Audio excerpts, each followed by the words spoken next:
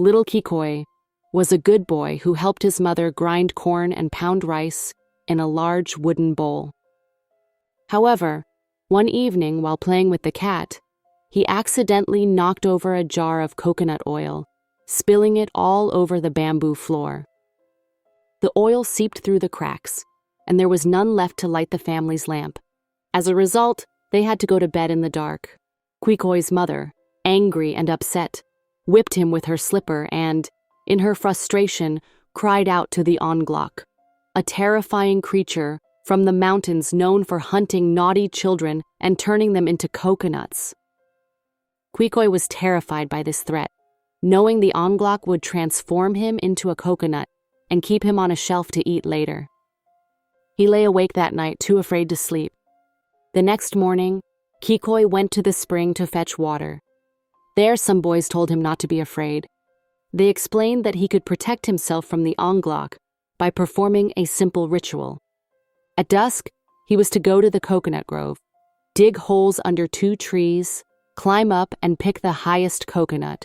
After removing the husk and punching one of its eyes, he would whisper a chant to summon the Ongloc.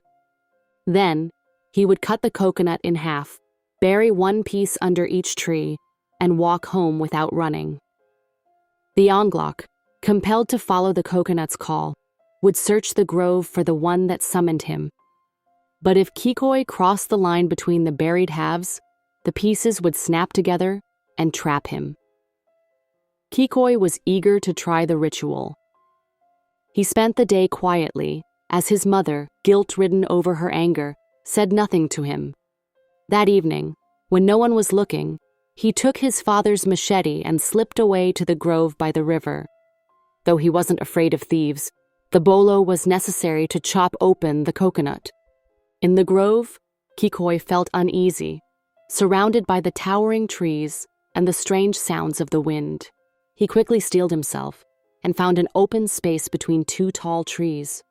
He dug 2 holes, climbed 1 tree, and after a difficult climb, reached the highest coconut. He threw it down, climbed down quickly, and despite scraping his arms and legs, hurried to prepare the coconut. After punching the eye and whispering the chant, he cut the coconut in half and buried the pieces. As Quicoy finished, he thought he heard a noise, and in his fear he started running. The noise grew louder, and suddenly, a terrifying scream pierced the air. The Ongloc, with fiery eyes and sharp claws, came flying toward him. Quicoy ran faster, but the creature was too close. Just as he felt the Ongloc's claws closing around him, there was a snap, and Quicoy was pulled high into the air. The coconut halves had snapped together, trapping him in the tree. Quicoy was squeezed tightly between the 2 pieces, unable to escape, while the Ongloc, disappointed, flew away. Quicoy waited, hoping someone would hear his cries, but no one did. The next day, people found his bolo but never heard him.